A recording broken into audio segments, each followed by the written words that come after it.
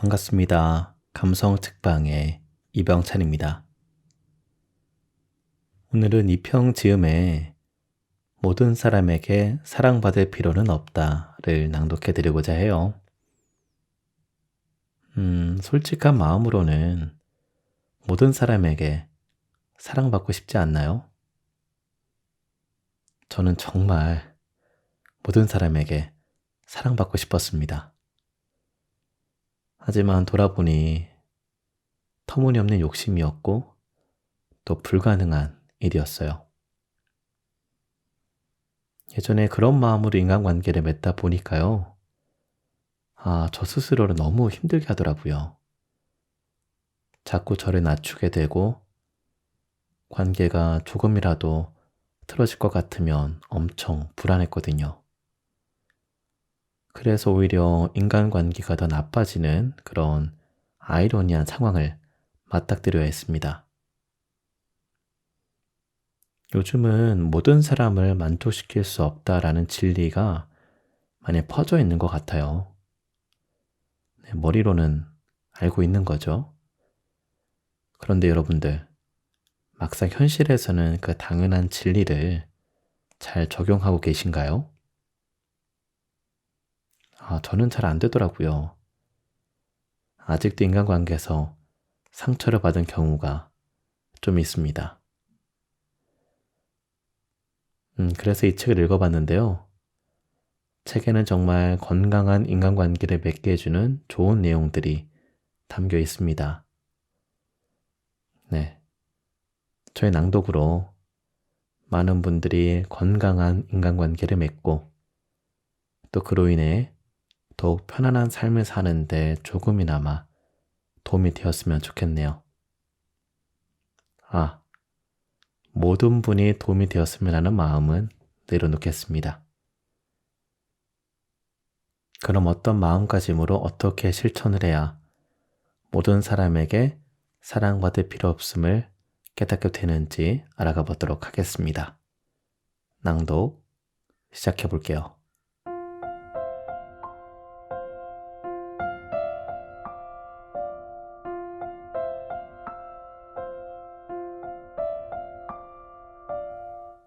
관계에 목숨 걸지 않는 사람. 첫 번째, 자신만의 선이 있다. 모든 것을 상대에게 맞추려는 사람들이 있다. 그들은 웬만한 문제는 좋게 넘기고 관계에서 생길지 모를 트러블은 멀리하려고 애쓴다.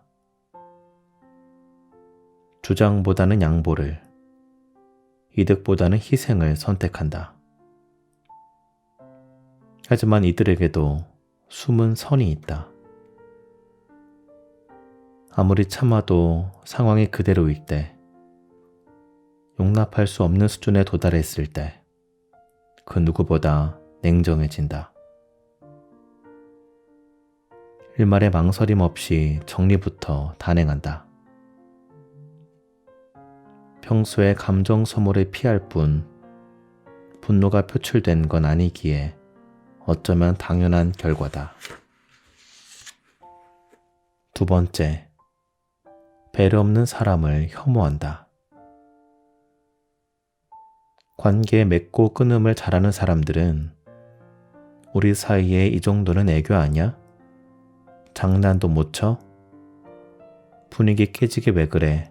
와 같은 말을 싫어한다. 우정이란 명목하에 오가는 막말을 용인하지 않는다. 아무리 막역한 사이라도 존중을 기반으로 한 관계를 선호한다. 적정 거리를 두고 종종 안부를 묻는 것, 그저 좋은 말을 주고받으며 서로 도움을 주는 것, 가정사 같은 진지해질 수밖에 없는 얘기는 암묵적으로 피하는 것, 이를 최고의 관계라 여긴다. 세 번째, 외로움을 잘 타지 않는다. 내 인생 내가 알아서 한다 라는 마이웨이 기질을 타고났다. 어떤 일이든 혼자 척척 해내왔고 자립심이 강한 편이다. 그래서 누구에게 의지하지도 진심을 쏟지도 않는다. 더불어 누군가를 미워하지도 성질을 부리는 법도 없다. 머릿속은 내 미래, 내 꿈, 내 목표로 가득 차 있다. 관계나 사랑은 그저 지나가는 세상 일의 일부일 뿐 그 이상이나 그 이하로 받아들이지 않는다. 이런 이들에게 외로움은 당연히 먼 나라 이야기다. 네 번째, 밀당을 이해하지 못한다. 시비를 걸며 떠보는 행위나 심기를 건딤으로써 상대에게 자신의 인상을 각인시키려는 사람들이 있다. 장난과 농담, 지적과 막말을 주고받아야 친하다고 여기는 것이다. 하지만 이를 이해하지 못하는 사람에겐 그저 기분 나쁜 행동일 뿐이다. 그래서 왜 자꾸 상황을 불편하게 만들지? 라는 의문을 가지고 적당히 받아주는 척 하다가 돌연 정적을 감춘다. 찔러보던 사람은 제 딴에 순수한 의도였겠지만 본전도 못 찾은 것이다. 이런 관계는 물과 기름처럼 성향이 다르기에 어쩔 수 없다. 다섯째, 관계의 끊는 점이 높은 편이다. 칼 같은 사람을 향해 때로 불만을 토로하는 경우도 있다. 서운한 게 있으면 말을 해야지 왜 혼자 참다 뒤늦게 폭발하는 건데? 그런 이들에게 한마디 해주고 싶다. 대화를 통해 푸는 방식을 택하지 않았을 뿐 혼자 마음을 식혀보려 부단히 애써왔다고. 내향적인 성격을 탓하면서 상황을 지켜보기도 했던 것이다. 하지만 그러한 과정마저 지나친 간섭과 불만으로 끊는 점을 향해 불을 붙인 이가 누구인가? 여섯 번째, 관계를 끊을 때는 철저하게 후환을 남기지 않는다. 주변에 관련된 무리마저 손절한다. 혹시라도 제3자가 애써 화해시키려 할 것을 짐작하고 아예 빌미를 주지 않는 것이다. 게다가 무리가 제대로 유지되려면 둘 중에 한 명은 어차피 그 무리에서 나와야 하므로 여러모로 속 시끄러운 일을 만들지 않겠다 생각해 완전히 단절하는 것이다. 관계를 끊기 전에 이 모든 것에 예정되어 있었다. 일곱 번째, 다른 일에 집중한다. 가뜩이나 스트레스 받을 일도 많은데 왜 인간관계까지 고통스러워야 할까? 회사에서 일터에서 감정 소모가 심했으니 그 밖의 일은 될 대로 되라 한다. 맞지 않는 사람과 구태여 잘 지낼 필요 없다. 기대치와 실망감을 좀 낮추기만 하면 주변에 멀쩡한 사람은 많고도 많다. 내 감정을 깔끔한 상태로 돌보면서 정신을 맑게 유지한 채 새 행복을 찾는 것이 훨씬 이롭다.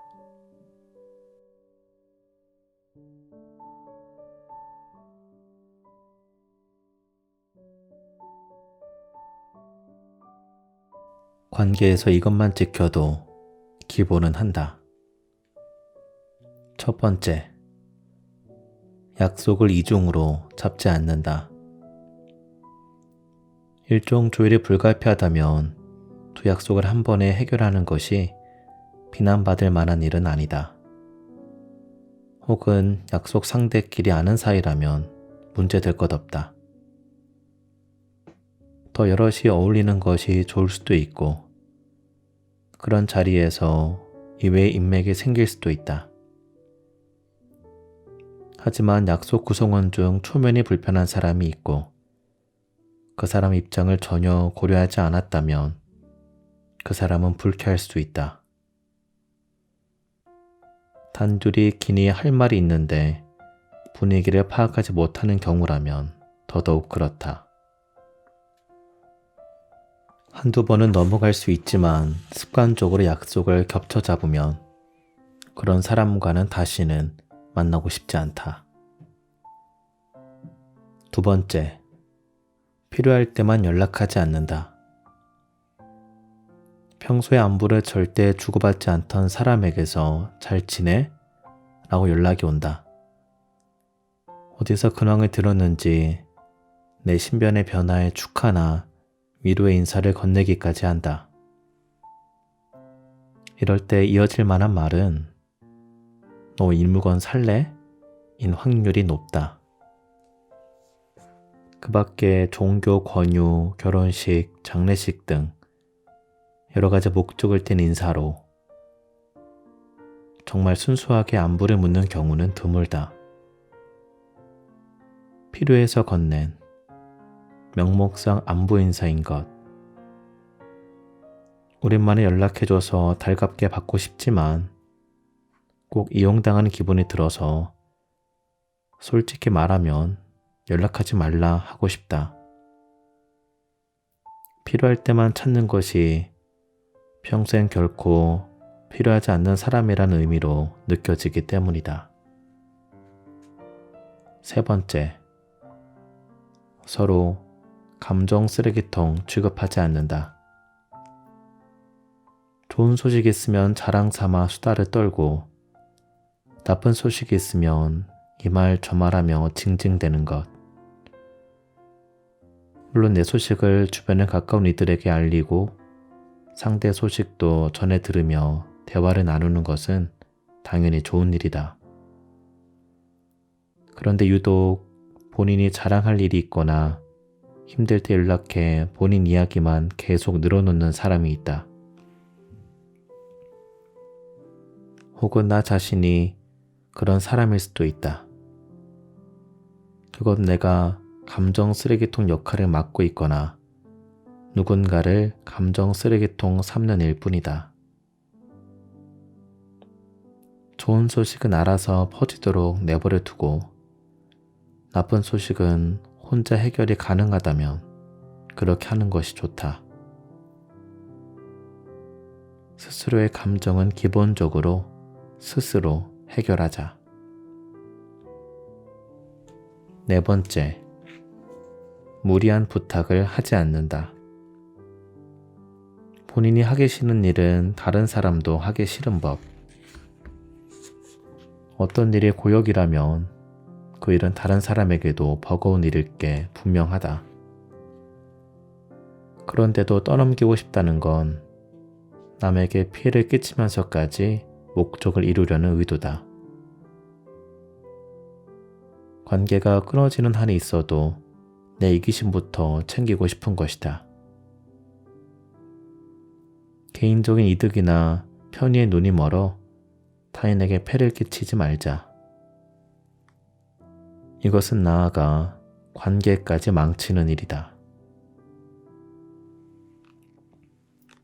다섯 번째, 불행 배틀을 하지 않는다. 너가 하는 고생은 아무것도 아니야. 나 때는 더 힘들었어. 결혼도 안 한 네가 무슨 걱정이 있겠니? 힘들다는 얘기를 하면 이렇게 반응하는 사람들이 있다. 꼭 타인의 노고를 깎아내려야만 내 고생이 더 값지다 느끼는 걸까? 누가 더 힘든지 경쟁해야만 비로소 살아있는 것 같은가? 다른 사람의 힘든 상황을 두고 자신의 힘든 얘기를 하며 우월감을 드러낼 필요는 없다. 이것은 하소연을 빙자한 공격이나 마찬가지다. 여섯 번째, 쓸데없는 오지랖을 부리지 않는다. 타인의 인생에 함부로 참견하지 않아야 한다. 상대를 생각하지 않는 무성의한 조언 역시 삼가는 것이 좋다. 이를테면 나이가 몇인데 결혼을 안 하니? 아프니까 청춘이잖아. 여행도 가고 교양소도 좀 읽자. 와 같은 허울뿐인 조언들. 실제로 도움을 준다면 모를까. 이래라 저래라 하는 잔소리는 상대 기분만 상하게 만들 뿐이다. 7번째.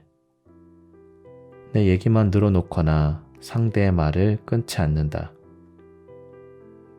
대화에서 가장 중요한 건 감정의 교류다. 내 말만 늘어놓는 것이 아니라 상대 말을 제대로 경청할 줄 알아야 진정한 대화가 이루어진다. 상대의 반응을 살피지 않은 채 내 얘기만 늘어놓는 일은 일방적인 하소연이나 자랑이기 쉽고 상대를 전혀 배려하지 않는 행동이다. 이런 사람은 상대 이야기를 끊고 말을 가로채는 일도 아무렇지 않게 한다. 그렇게 되면 소통이 제대로 이루어지지 않을 뿐더러 서운한 감정만 쌓인다. 경청을 잘하는 것이야말로 관계를 오래도록 유지하는 방법이다.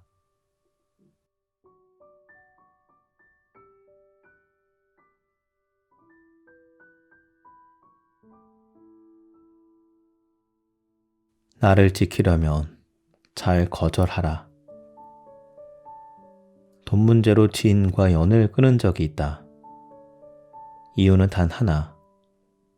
돈을 빌려간 지인이 잠적했기 때문이다. 어떠한 설명도 없이 상환기일을 기약 없이 늦추더니 나중에는 아예 연락을 받지 않았다. 당시 나는 돈도 돈이지만 제대로 된 설명을 듣지 못한 것이 더 화가 났다. 돈을 갚지 못하는 부득이한 사정이 무엇인지 설명을 충분히 들었다면 소통의 부재에서는 실망감과 착각 정도는 거두었을지 모른다. 이를테면 내 연락은 받지 않은 사이에 본인의 SNS에 올린 여행 사진을 보면 이렇게 쓸 돈은 있고 갚을 돈은 없는 거야? 라는 의심을 하지 않을 수 없었다. 내가 만만한가? 내 돈은 갚지 않을 심산인가? 내 연락은 안 받으면서 이 소식을 내가 접해도 상관없다고 생각하는 건가? 나는 스스로를 못난 사람 취급하며 상대를 원망의 눈으로 지켜보았다. 이렇듯 상대 흔적, 행보 하나하나에 의미를 부여하는 일은 관계에 치명적인 영향을 준다. 다른 친구들은 종종 연락을 주고받는다는데 왜 내 전화만 피하는 거지? 와 같은 생각과 짐작은 사건의 진위를 캐는 탐정처럼 정해진 결론을 향한다. 물론 종착역은 어김없이 함께해서 더러웠으니 다시 만나지 말자 이다. 오만정이 다 떨어져 버린 상태에 이르는 것이다. 이 글을 쓰는 지금까지도 그 잠수부 친구로부터 어떠한 연락도 받지 못했다. 지인과의 돈 거래에 여러 번 대고 나서 나름대로 철칙을 세웠다. 첫 번째, 가까운 사이든 먼 사이든 돈 거래는 되도록 하지 않는다. 나의 정신 건강을 위해, 그리고 쾌적한 관계 맺기를 위해 거절 의사를 분명하게 밝힌다. 하지만 막역한 사이에 한해서 예배를 둔다. 단, 이때 그냥 준다라는 개념으로 빌려주는 것이 중요하다. 여기에는 조건이 따른다. 한동안 연락이 되지 않아도 관계가 완전히 끊어지지 않을 만큼의 신뢰가 형성된 사이일 것. 오랜만에 봐도 빌려준 돈 때문에 서로 어색하지 않고 이전 모습 그대로 지낼 수 있어야 한다. 흔히 돈이 얽히면 민낯이 드러난다고 한다. 이때 서로의 맨얼굴이 드러나도 괜찮을 만큼 까다롭게 굴지 않아야 관계를 보존할 수 있다. 두 번째, 상대가 남에게 신세를 못 지는 성격일 때는 돈을 빌려준다. 오죽 급했으면 이런 부탁까지 할까라는 생각이 드는 상대라면, 남에게 패기치기 싫어하고 어떻게든 갚으려고 하는 성격의 상대라면 그 진심을 알고 있으니 망설임 없이 돈을 빌려줄 수 있다. 동정심과 신용이라는 확실한 보증은 그때 빌려주지 말 거리라는 감정 노동을 겪지 않게 한다. 마지막으로 세 번째, 위의 철칙을 고수한다. 단호한 태도를 견지하며 아닌 건 아니라 말할 수 있어야 한다. 이와 같은 이유로 부탁을 거절했는데 비난의 목소리를 높이면 연을 끊는다. 관계를 그저 수단으로 여기며 어떻게든 목적을 취하려는 모습에 실망할 게 뻔하므로 장기적으로 피해야 하는 상대라 단정 짓는 것이다. 단, 못됐다, 뻔뻔하다 등의 감정적인 말은 꺼내지 않는다. 상대가 돈도 안 빌려주면서 못된 소리만 해대네 따위의 험담을 늘어놓을 수 있기 때문이다. 그저 빌려줄 수 없는 이유를 설명한 뒤 자리를 뜬다. 아무리 친구라도 이건 아니야 같은 담백한 거절이나 의사를 우회적으로 밝히면 그만일 뿐이다. 그렇다면 가깝지도 않고 멀지도 않는 지인의 부탁을 어떻게 거절하면 좋을까? 불편한 분위기를 조성하지 않으면서 할 말을 하는 방법, 관계를 해치지 않으면서 내 입장을 잘 설파해 상대를 돌려보내는 방법이 과연 있을까? 부드러우면서도 단호하게 거절하기.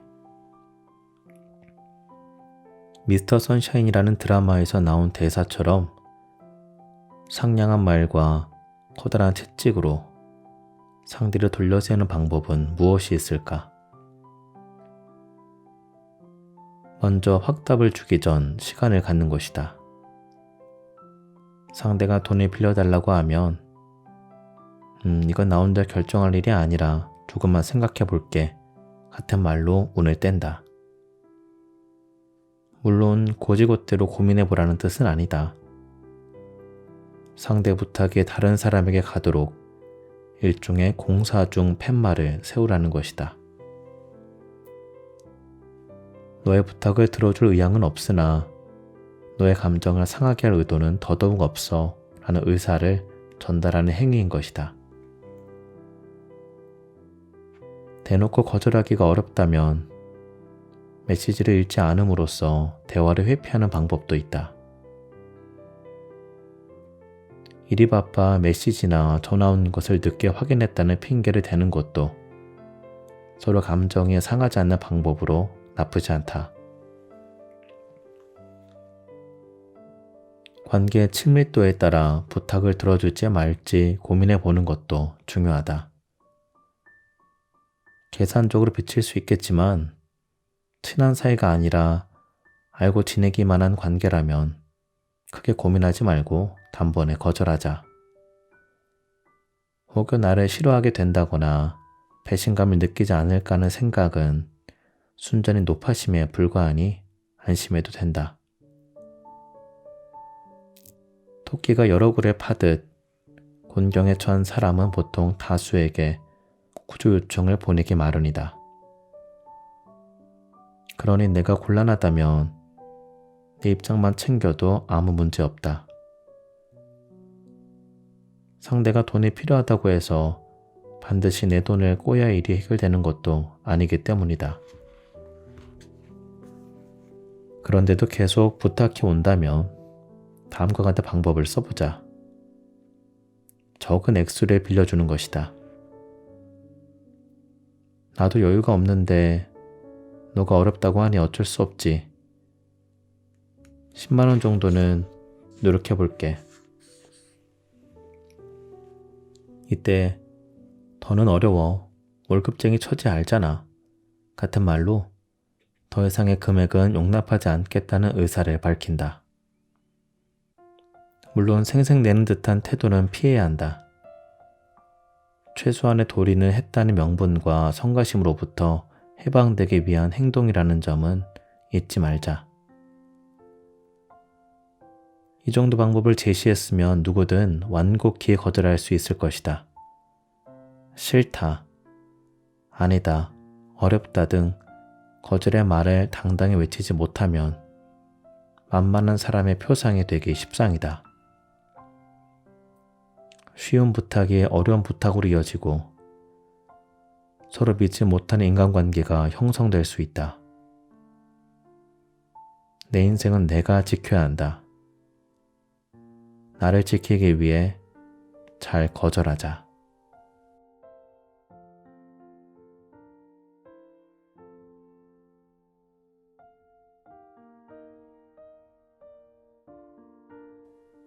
좋은 관계를 만드는 예쁜 말. 말을 예쁘게 하는 사람은 볼수록 신기하다. 섬세한 단어를 선택했을 뿐인데 품격 있어 보인다. 분위기를 고려해 말을 건네는 행동에는 배려의 향이 물씬 풍긴다. 달변이나 아첨으로 원하는 바를 얻는 것이 아니라 자연스러움으로 마음의 문을 열어 원하는 대로 이끌 수 있다. 단지 말을 예쁘게 쓸 뿐인데 말이다. 이렇듯 말을 예쁘게 하는 상대는 꽤 흡족한 기분을, 나는 설득의 힘을 높일 수 있다. 물론 이때 특정 의도를 감추고 그럴싸한 말만 늘어놓으면 안 된다. 물론 의도가 없는 말은 없다고 할 수 있다. 그렇다 하더라도 진심을 담은 말 한마디를 최대한 상냥하게 전달하는 것은 의도를 떠나 듣는 이를 기분 좋게 만든다. 누군가를 설득해야 하는 과정이라면 상대는 말의 힘으로 내 부탁을 흔쾌히 수락할 것이고, 우리는 시간을 절약할 수 있으니 말을 예쁘게 하지 않을 이유는 전혀 없다. 그렇다면 말을 예쁘게 하는 방법이 있을까? 무엇보다 존중을 기반으로 대화를 시작해야 한다. 나보다 상대를 먼저 생각하고 이야기를 듣는 것부터 할 줄 알아야 한다. 중간에 말을 끊지 않는 건 기본이다. 상대가 화제를 선점할 수 있도록 귀인 모시듯 맞춰가는 태도가 필요하다. 내가 하고 싶은 말부터 하지 않고 먼저 듣는 자세를 견지하는 것. 그렇게 해서 분위기가 누그러지면 어떠한 대화도 기분 좋게 오갈 것이다. 조금 더 구체적인 방법을 제시하자면 어떤 대화든 상대 위주로 맞추면 된다. 고개를 끄덕이며 공감하는 수준에 머무르는 것이 아니라 조금 더 섬세하게 공감하는 방법이다. 우리는 나 오늘 어디 놀러 가고 싶어 와 같이 무의식 중에 자기 중심적으로 문장을 만드는 습성이 있다. 상대 의중을 묻는 제안하는 입장인데도 내 의지와 취향부터 내세우는 것이다. 상대를 생각해서 묻는다 해도 우리 어디 놀러 가지 않을래? 정도일 뿐. 이 경우에도 자신이 주체가 되어 무언가를 부탁하는 것에서는 벗어나지 못한다. 이대로는 친절한 인상을 온전히 줄 수 없을 뿐더러 내가 원하는 방향으로 상대를 설득하기도 어렵다. 그렇다면 어떻게 하면 좋을까? 문장을 아예 리모델링 해야 한다. 문장의 주체부터 내가 아니라 상대로 전환하는 과정이 필요하다. 이를테면 우리 어디 놀러 가지 않을래? 가 아니라 너에게 아름다운 분위기를 선사하고 싶어. 혹은 너를 더 좋은 곳에 데려가고 싶어 라고 말할 줄 알아야 한다.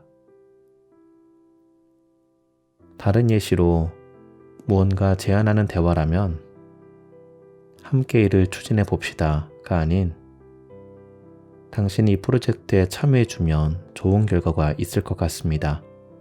와 같이 말하면 타인을 설득하는 데 유리하다.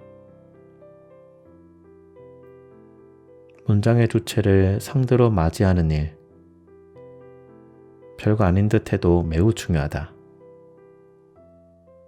설득할 때는 추진력을, 협업할 때는 의욕을 고취시킬 수 있다. 주인공으로 대접한다는 태도로 이렇게나 대접을 해주다니 이 사람이라면 신뢰할 수 있겠다라는 인상을 유도할 수 있기 때문이다. 이처럼 문장의 주체를 바꿔 대화 방식에 변화를 주는 것만으로도 예쁘게 말하는 사람이 될 수 있다. 중요한 건 연습이다. 실제 경험으로 체득할 수 있도록 꾸준히 연습하라. 다양한 상황에 적용해 습관화하고 나에게 맞는 화법으로 발전시켜라. 말은 사람의 그릇이라고 한다. 어떠한 관점에서 말하느냐에 따라 내 모습을 새롭게 만들어 갈 수 있다.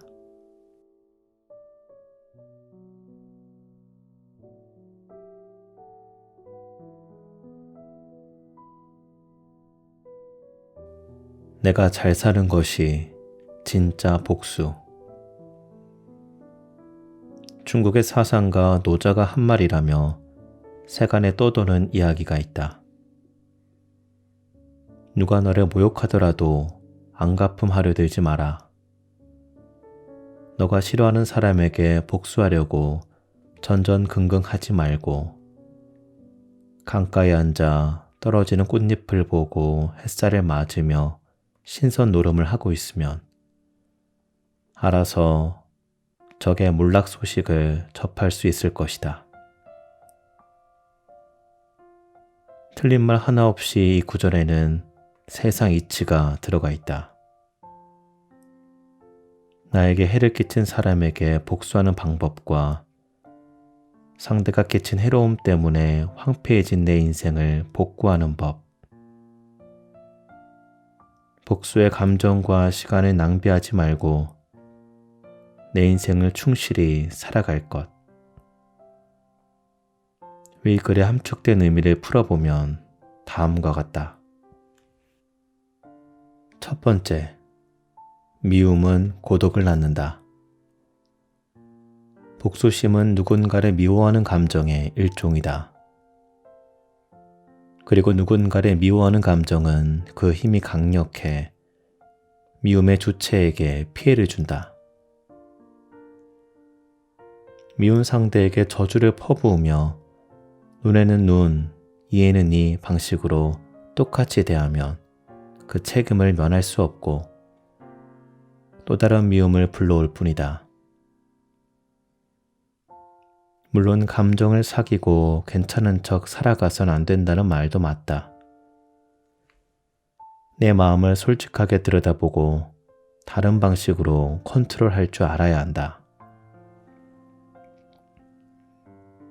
가슴속 응어리를 푸는 방법은 복수 말고도 여러 가지가 있다. 다만 단계적인 목적으로 자멸의 길을 걷지 말라는 말이다. 그것은 하수의 복수에 지나지 않는다. 자멸의 길로 가는 복수를 끝낸 사람의 마음엔 구멍이 생긴다. 원의 대상이 사라졌어도 폭탄의 불씨는 살아있다. 눈은 넉나간 사람처럼 초점이 없으나 눈동자 속에 실퍼런 칼날이 서려 있는 것처럼 말이다. 어떤 방식으로든 주변 사람에게 부정적 영향을 주면 고독해지기 마련이다.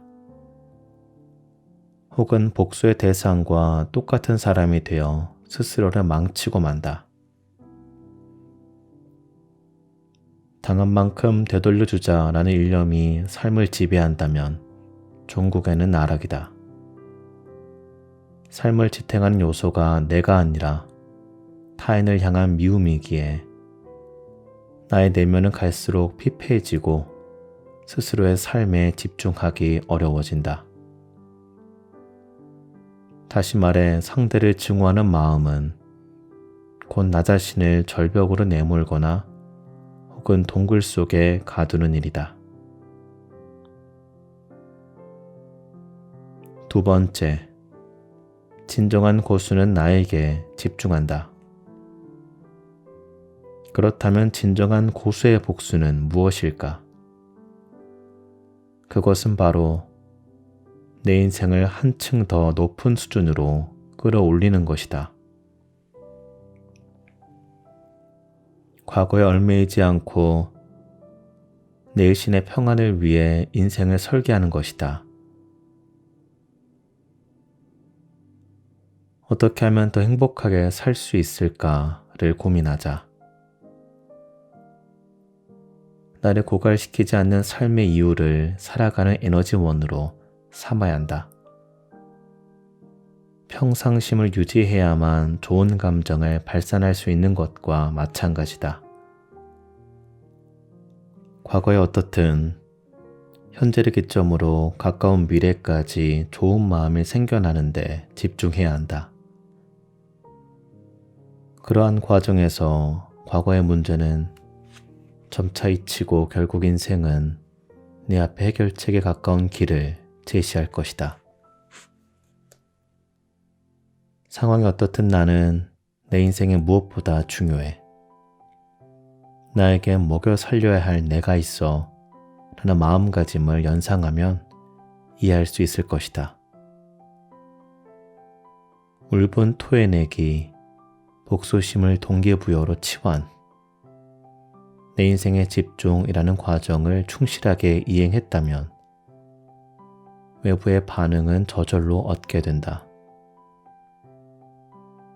누가 봐도 내가 인정받을 만한 위치에 섰을 때 소문은 친애하는 적에게 알아서 퍼진다.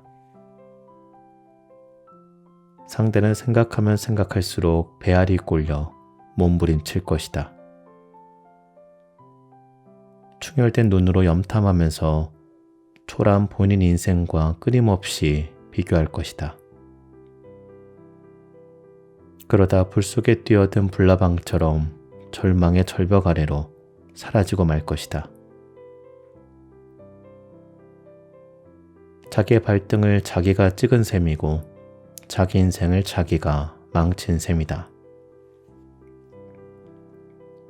그때 우리는 강 건너 불구경하듯 홍조 띤 얼굴로 이렇게 말하며 몰락하는 상대를 관망하면 된다.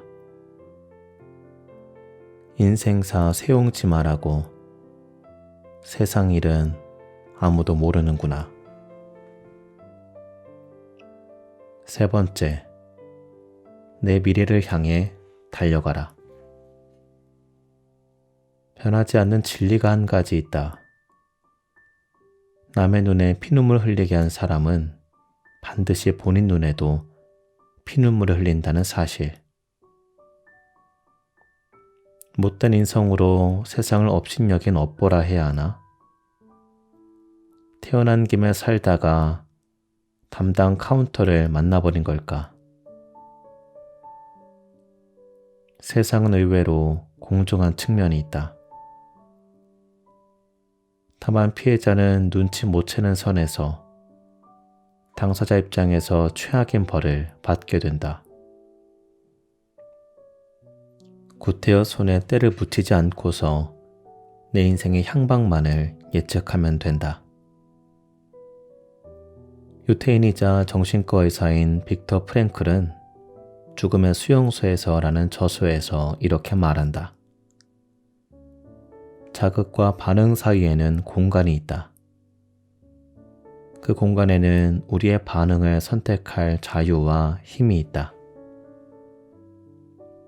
우리의 반응에 우리의 성장과 행복이 달려있다. 그러니 이 글조차 마음에 담지 말고 그저 미래를 향해 달려가는데 집중하라.